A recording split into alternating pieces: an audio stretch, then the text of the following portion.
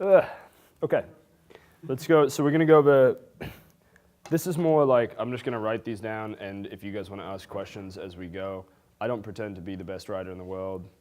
I'm pretty good. He's very good. You guys are all pretty fucking good. But these are just sort of rules that I've found. Sometimes, like, I think one of the biggest issues with writing is overthinking. So if you're like, is this a rule? Can I do this? Can I do that? I just don't fucking think about it anymore. But a lot of that's mirror neurons from reading so much and writing so much that it's pretty much ingrained. Sort of what we were talking about before about you having the creative side and then the copywriter side. My goal would be to allow that level of creativity to come through within a structure of copy. So for me, I've written so much at this point that I know my sequencing because it's just in there.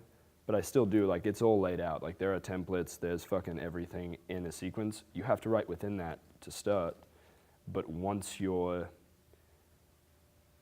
it's like ingrained, then that's the goal, is to be able to take that level of creativity that you have and push it into what it is that the framework that you have laid out. So, does that make sense? Yes, Ian? Oh, this is one of my fucking favorite rules. We also, these were gonna be the tenets, the 10 tenets of writing, but I think we accidentally did 11, so whatever. Can you guys see this? Yeah.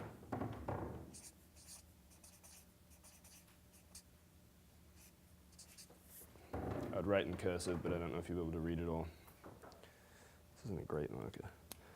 Any questions?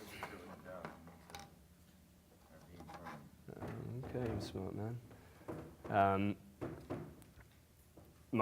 The best example I can give of what I would consider the difference between okay writing and great writing is there are two books I read at pretty similar times.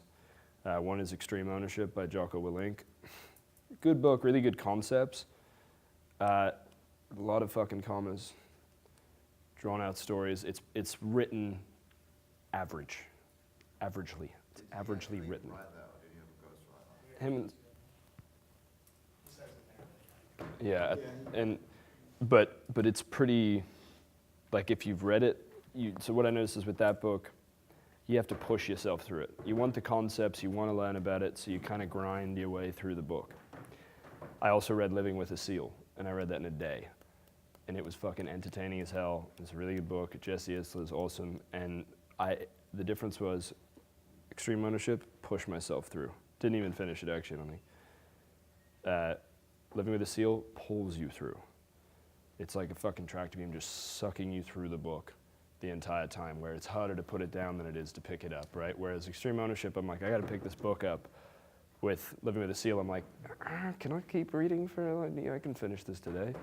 And I think a lot of that comes down to speed, like, especially when you're writing email copy and you're writing, in general, especially these days, you want what you write to be written, to be read quickly. You want people to move through it fast, especially emails like this. You know, they're probably not reading, they may not be reading every word. Unless I wrote it, then they're probably like hanging on the edge. But the reality is people are more impatient than ever, but they also you feel progress. The faster you know, going through, you feel progress. And that's why I always start things with shorter sentences, pull people in the beginning, start small, and then open it. You know, you can get longer dialogue and stuff in there. But really, like, for me, commas are like in case of emergency. Like, that's the way I sort of see them. That doesn't mean I'm right. There are great writers who use more of them. I just typically, like, when you wrote the sentence, it's like, he had a modern gun, black. I fucking love one-word sentences. It's my preference, but I also like to read I like to write how I like to read, because I might as well like to read my own writing. But I think that is, like, at the core, if you went through a ton of books that have been read and you just replaced a bunch of commas with periods, books would be so much better. There should be a guy whose job is to put more periods in books as they're going through. And probably one of the best emails I've ever written was this guy who went through my email course wrote me an email, and he wrote like a haiku about, like, my emails. And he's like, Ian's email is so short, so sweet. I don't know what a fucking haiku is, so something like that. But he goes, sentences so short yet powerful. He's like, how do I get my sentences? He's like, your sentences are always like short and punchy. How do I get my sentences to be shorter like yours? And I was gonna write back like a little bit of a response, and I just wrote back, hit period more. And sent it. So that's just kind of a core rule. I mean, what do you think about, what's your stance on that? No, I totally disagree. Really? No, not at all. Oh, I was like, this could be awkward. I fucking love commas, son. Yeah, no, absolutely right. Like, generally, if you use comma, it's usually a habitual thing, and habits, when you're doing stuff like this, are not always for the best. It means you're doing it automatically without being present and without thinking. So yeah, anytime you see a comma in your writing, ask yourself if you can replace it with a period, and if you can't, figure out why. It's probably passive, and you're probably running on your sentence. You probably are writing the sentence in the wrong structure. That's the only editing I really find myself doing, is when I have to take too long a breath to read a sentence that I'm doing. Because you've just set it up wrong. There's some fundamental issue probably. It doesn't mean to never use commas. There are times. But a comma, when you read it, you physically pause. That's what a comma was. We were taught a comma is. Breath. Periods, people go straight through. Commas force you to stop. So if you want somebody to read the same thing in twice the time, put a bunch of commas in it. Probably not your goal.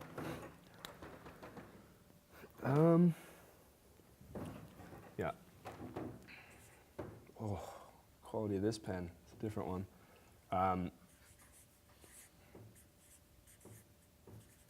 So again, there are no absolutes. That actually should be one of my writing rules, but maybe I'll add it. Absolutely are no absolutes. So let me know if the writing gets too small. I just want to make sure I can fit it.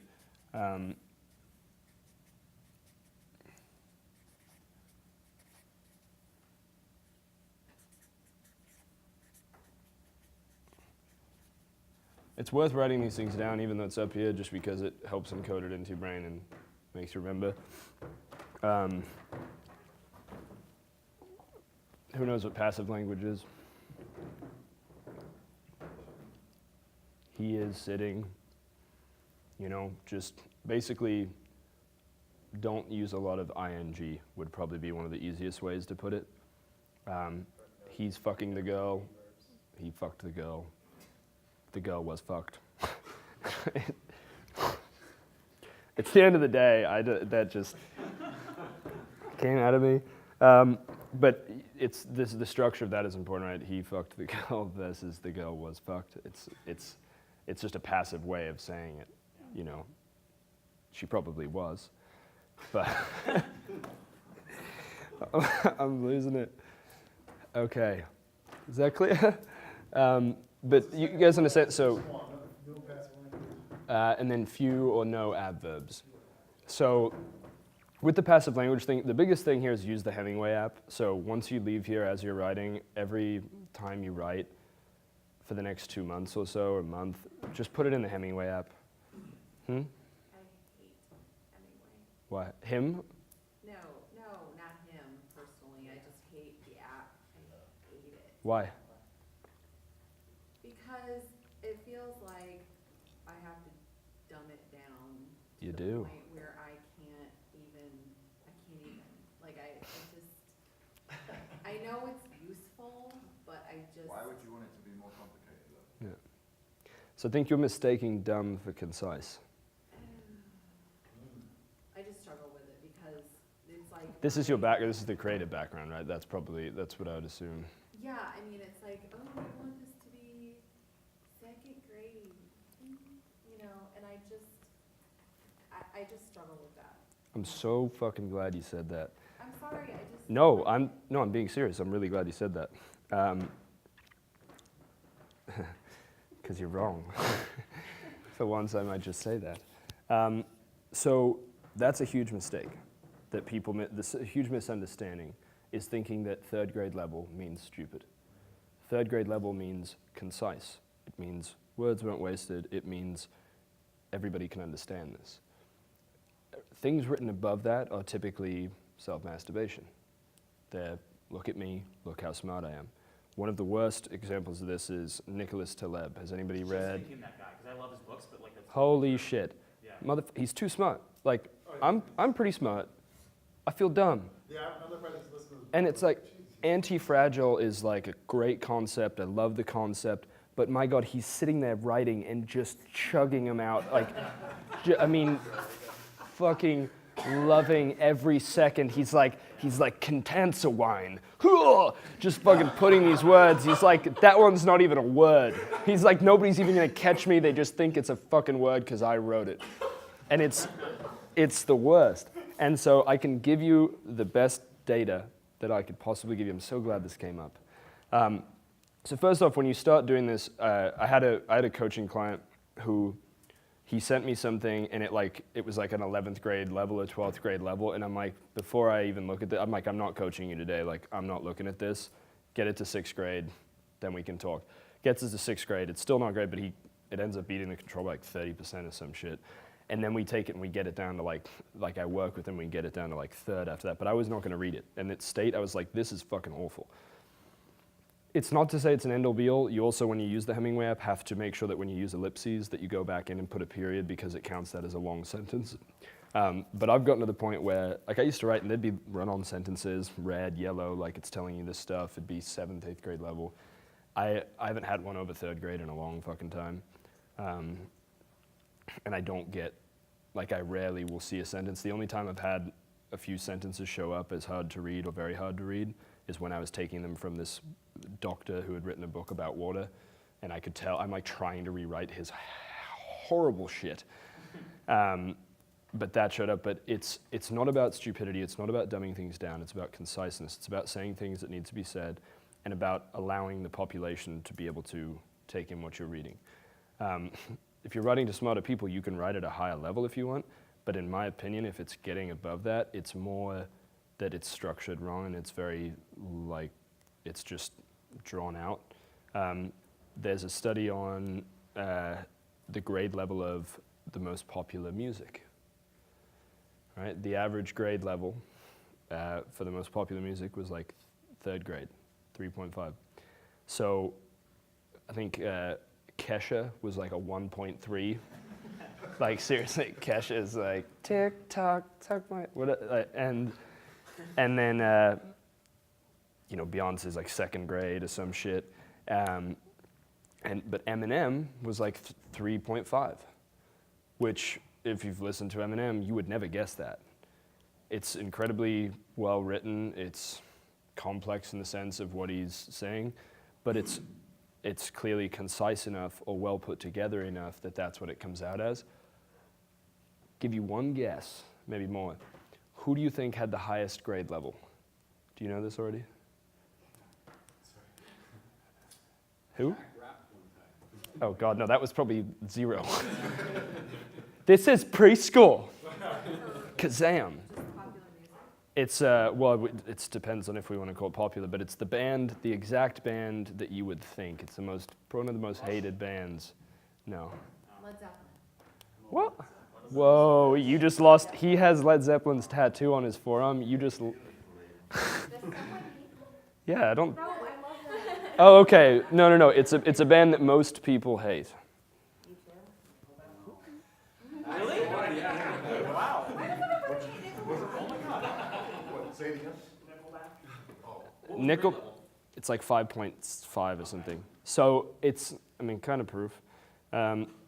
But it's interesting. Like you wouldn't think that, right? You wouldn't think that Eminem was the one that stood out to me the most. Like you don't think of it as that level. So I think that's when people get that concept. You think you're dumbing it down. You're not. You're just making it clear. First off, especially when it comes to copywriting specifically, and I would say with any writing, at least in my opinion, is there's some form of persuasion happening. Whether it's just keep reading, or I want you to understand this, or buy this, or do this.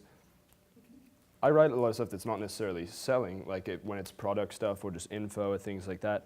But why would I want them connecting dots? Why would I want them not understanding a word or a phrase? Like, I want to control the process as much as I can of the sequencing and the framing of how each thing is set up in their mind and in their emotions. So the simpler, the better. And then, yeah. So at IWT a few months ago, we did like a little writing boot camp. We had a section on conversational writing. So we were asked to like take sections from Thinking Fast and Slow, which is super dense, right? And make it more conversational. My go-to was to do that, like take it to Hemingway and make it easier grade level. But that, It doesn't like, solve I can anything. achieve that, I can get it lower, but it can also just turn it into like a robotic piece of like Yeah. two staccato. So Yeah, so with the Hemingway app, it's not so much that this is an end-all be-all solution. It's a way to guide yourself as you start to learn. Like, it'll be unnecessary for you in a couple months. Maybe it is already. But go in there, put all your writing in there, and you get to start keeping a tab on sort of how it is. And it's like, even if you don't write copy, it's just about conciseness and persuasion. So it's worth using. Would you say that the Hemingway app would also apply to like creative writing, like novel writing? Yeah. I mean, I guess, look, I'm not pretending to be the world's greatest writer, but with the thing I wrote about Poseidon, it is a pretty responsive, like there was quite a lot of response to something that had no agenda and was just written. Part of that is it was emotional. I was emotional, and it's a pretty good fucking story, but people read that who don't know me, who don't know anything about it, who move through it. So the way I view that is, does that style of writing work for everything? In my opinion, yes. For me. But I have a pretty distinct style of writing, probably. I don't know, maybe I just think I'm special. But it's pretty distinct. I mean, it's distinct where, like, I like it. Like, I like the way I write. I mean, most of the time I finish something and I hate it, but I like the way I write, so I would want to keep that writing moving into stuff. I typically read stuff that's sort of similar to that. But you don't want to lose your style. It's not to say get rid of the way that you write. It's more ensuring that things are told well and told in an efficient, effective manner where they're understood and they're not fucking boring. That's it. Like, passive language just slows you down and does it, but a lot of writing, it can just get boring through different stuff, you know what I mean? The other thing to consider too is like, say, B2C, like for fits, for example, is we have a 20-year-old reading it that is probably less intelligent than a 65-year-old, and you have to hold them on both ends. Yeah, and it's not even intelligence, it's broadness of market. Like, I could be writing to a 65-year-old divorcee who's obese and has 3 kids, or I could be writing to a 35-year-old entrepreneur who cares about his health. So how do I have a message that goes to all of that? But that's like, I gotta cross both. I gotta be able to make sure that both people can understand what I'm saying. And that's the nice thing about small niches, is you can be a lot more specific. Yeah, so let's try and cruise through this little. This is pretty simple. Write like you speak, at least your first draft. So you don't want to, you know, it's a perfect lead in. It's conversational. When you read it, does it sound like a conversation you could have, or like the way somebody speaks? If it completely changes, like when you're reading aloud what you wrote, if it felt really forced, if it doesn't feel like something that can be read out loud, it's probably not that natural, right? So one of the best ways to edit is to read stuff out loud. I remember people would do like 9 times, they'd like read the sales letter out loud. I used to do it a few times. Now I probably should do. Hey, what do you have? Hey. Oh, I don't give a shit. I'll get some tape. So I think that's pretty straightforward, right? Like you speak. If you literally if you ever get stuck, just start talking stuff. You can even dictate it and then go back and edit it. But it's pretty simple. We can always find words to say. At least I can. Yeah. So write short sentences, hit period more. Already went over that. Well, that's part of the sort of concept behind the commas, right, is hit period more, and that it sort of breaks down the sentences. I like to vary. I don't think about it too much. More of it's probably subconscious now, but like mixing longer sentences. Like I don't have a lot of longer sentences, but just popping in the one-word sentences or 2 words, it really gives. It's like when Jackson was reading that out loud.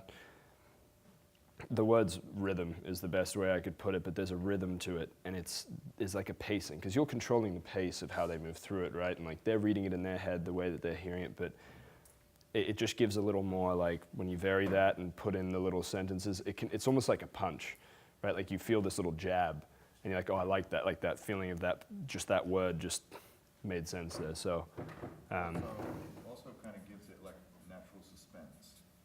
yeah.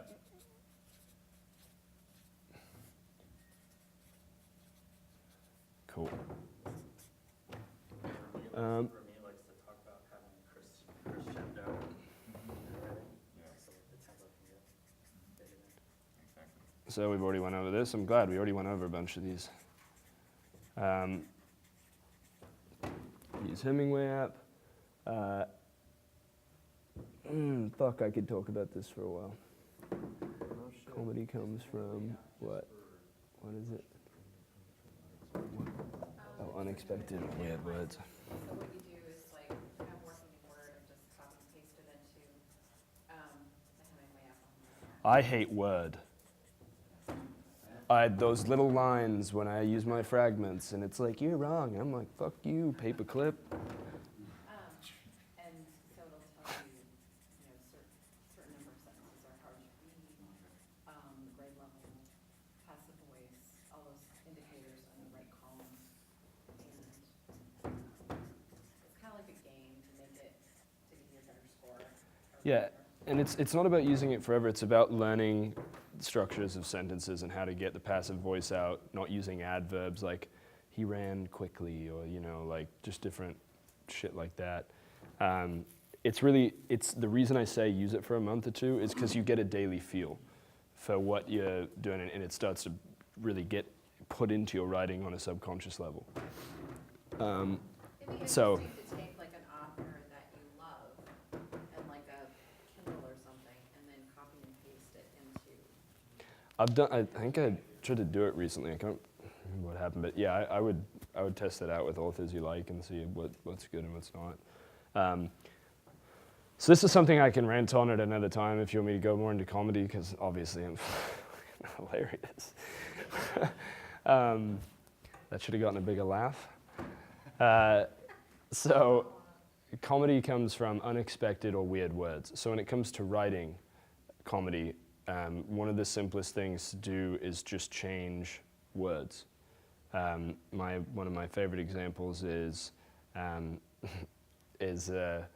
like, so I was having sex with this girl, and instead I was intercoursing this girl, and we're just intercoursing super hard, and it's done, but it's literally all I've done is change the word. It's the same exact activity, one of them which is not particularly funny, at least I hope not. And so, it's like just choosing different words. Like it could be, instead of he drank it, he chugged it, or little things like that can make a huge difference in the comedic appeal of something. So we can go more in depth at another time, but basically one of the simplest ways is comedy comes from opposites. It comes from what you think exists, like what you think is going to happen. You have a target assumption, or you have something that you're expecting, and then the other thing happens, right? Any sort of juxtaposition is funny. Like, that's why babies saying fuck is funny, because, whoa, it's a baby. Why would they say fuck? I always like to think of Sean Connery like bagging groceries. It's just a weird juxtaposition to me. Something. Paper or plastic? Would you like help with those bags, miss? Where it's just like you create a juxtaposition. Surprise is what most comedians say things come from, so it's just the unexpected. But within writing, it's a different art, because there's so much to comedy that's not written that has to do with timing and tone and stuff. Whereas in writing, it's one of the simplest ways is just to swap some words around. So I want to move through this so we can go into that if people are interested another time. But what's next? First sentence is most important. I break this rule in my emails sometimes where I just say something like, yesterday I was doing this or whatever. But that only works if you've already got an existing relationship. Otherwise, especially with email, you really want to realize that you have two subject lines. You have the subject line that shows up in their inbox, the one that says whatever it says, and then there's the preview. And so many people, I see them do this. This guy, always one of the best examples, why I don't brush my teeth. Okay, I actually do brush my teeth, but, and I'm like, well, fuck you, you liar. Like, why did I even read this? And I can already see it in the preview. And even so, like, never do that, first off. If you do it, like, you know, there's a way to go about things like that, but you want that to layer more curiosity, preferably. Use that second subject line to layer curiosity. But the first sentence is the one that's going to set the tone for everything. As I said, one of my favorites is John didn't know he was going to die that night. Like, that is an important piece. Just changing, you know, the point of the first sentence is to get them to read the second sentence. The point of the second sentence is to get them to read the third, fourth, and, you know, so on. But that first sentence, if there's anywhere to spend your time, it's there. Trying to figure out what will get somebody in. It happens to me every time I go to the bank. It's a good sentence. What happens to him? What is open? Like, what is not being said? That's what when I, like, go look at Reacher books, go look at any novel you enjoy or any book, what is the first sentence?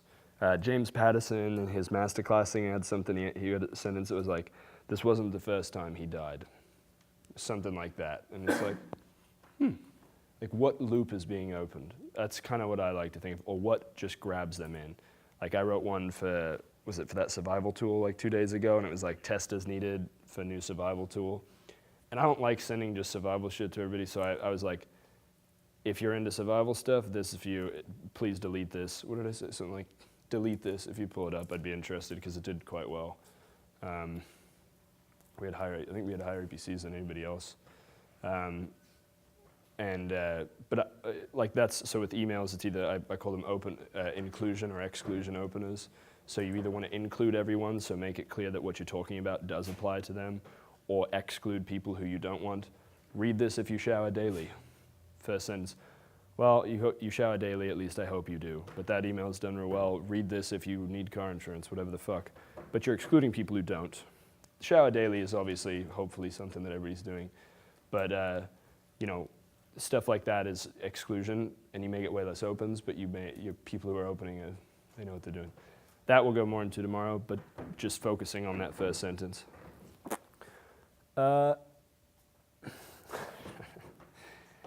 Okay. Don't repeat yourself.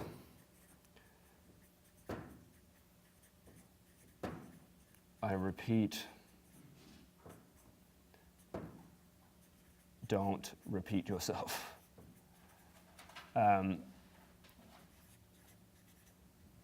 So there's something within this, like Raybold and I were talking, I sometimes like to do some repetitive writing, like to say, and like, I know I'm talking about Reacher a lot, but there's, like Reacher said nothing is kind of a phrase that he puts in there, and sometimes it's very good, like it can be repeated and you can say stuff like that, and there are times when you're building on a thread, or maybe there's a rhythm to what you're doing and saying the same thing, but it's more don't repeat yourself, like don't say the same thing twice in two different ways, right? That's the whole writing from school, right? Let me tell you about Batman from this angle. Now let me tell you the same thing, but with 16 words that you don't need to hear. Like, just focusing on not repeating, not overkilling a concept. Like, if you have a couple analogies, sure, that's great, but don't beat a dead horse. Don't beat a living horse. Who beating a dead horse is this thing, but who's out there beating living horses and then they keep hitting? If you've never beat a living horse, you haven't lived. So now we're promoting animal cruelty. That's good. A lot of money in animal cruelty. Okay, don't pad the paper. School effed you.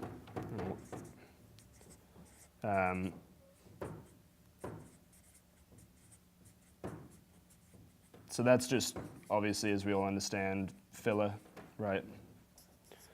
Some of these, again, they're basic, but there's no harm in, you know, mentioning things that we understand, that we already know. This was something that he said that was really good, which is notice your habits. So sometimes you start to get lazy as a writer.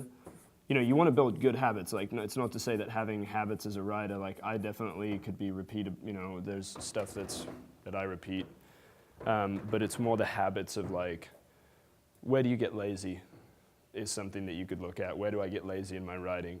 Where am I letting myself off the hook? Or when am I using long story short? You know, anyways, one thing led to another. So I think that's a pretty cool thing. Raybould was really the one who brought that up, just starting to be aware of where you maybe have like for me, I know there was one point when I'd gotten quite good at copy. I was working at Crisis at this place, and I realized I'm like, I think if there are two things I can improve, I think sort of like action words, more like powerful words, and then my other thing was transitions. I was kind of choppy. I noticed that, so I would notice my habits, like where is this, like this, if there were only, you know, if that was the only thing I could improve right now, it'd be transitions. Like it's just a little bit, but boom, you know, you're getting kind of hit as opposed to just flowing. So notice the habits and sort of, and I would say work on one thing at a time. Don't try and overhaul your writing. You should always be trying to improve, right? There's no ceiling here. But pick one thing, get good at that, move to the next. Don't try and, I'm gonna write like this and all these things. And then the last one, about 10 tenets, number 11 is stopping.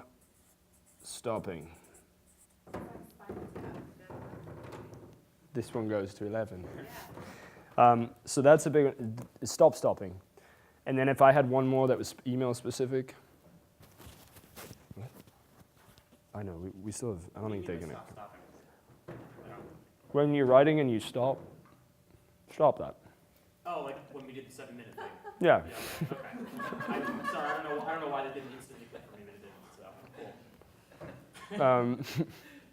Yeah, stopping. Okay.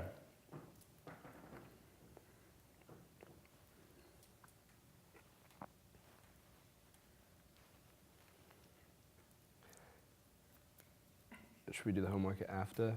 Let's have them do this. I want to do a 5-minute one at least. Okay. Should we do more? I don't think they're going to kick us out right at 6. I don't know, they might send the clean up people to come and get rid of all the shit. Everybody in this room has already killed multiple people today. We can take care of one cleaning crew. There'll be a cleaning crew to clean up the cleaning crew. I would like to do something. I had a dream that one day.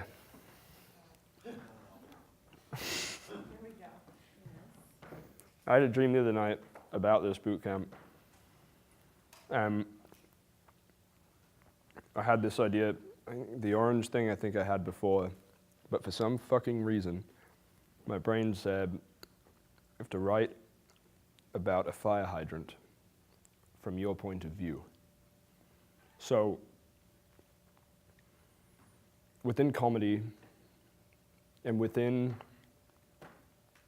say, building a brand, or building your own persona of what it is that you want to be seen as, or preferably it's not something you want to be seen as, but you're being authentic creates a certain view from other people. What people want, and this is something that I will be working on with comedy, especially because it's hard to get. The only way to practice comedy is to do it in front of people and fail publicly. It's, you know, writing you can at least fuck up in your own room. But it takes time to figure out who you are up there. And it all comes down to your point of view. People can listen to the same story or the same, why do people watch different news channels? It's the same news, well not these days, let's be honest, but it's the same news, the same story, it's the same thing. The event did not change. The point of view did. So, and I don't know exactly how this will work or if it'll work, but it's the same with like doing videos online or anything like that, is people listen to certain people because of their point of view. They will come to them for information they've already heard about because they want to know what this person thinks about it. So holding back doesn't help. That's something I've been, you know, I've found myself doing, is kind of hold back, like, I don't really want to give my opinion on that or whatever. People want your opinion on it. People want your point of view, and your point of view is what makes you interesting. It's what draws people to you. So that was what came to my mind, was there's a fire hydrant and you've got to write about it, but it's from your point of view. And it could seem similar to the orange, but I don't know if you have any feedback on this or ideas, but essentially, I want to hear what you think of it. Yeah, It's of the fire hydrant. I want to know what you think of it. I don't give a fuck if it's true. I don't care what it is. I want to hear what you think. yeah, how you relate to the fire hydrant or how it relates to you, like just totally subjective. It's a silver fire hydrant, and I want you to see it in front of you. You can pick what street or whatever, but it's silver. It was silver in my dream, so it will be silver in this. Which I could tell you my point of view, and maybe I might sit down and write something. But is that cool? Is that a good prompt? Describe to me, tell me what's going on with this fire hydrant, or relate to it, whatever it is, from your point of view. What do you think of the fire hydrant? I would say that. What do you think of this fire hydrant? Set timer for 5 minutes.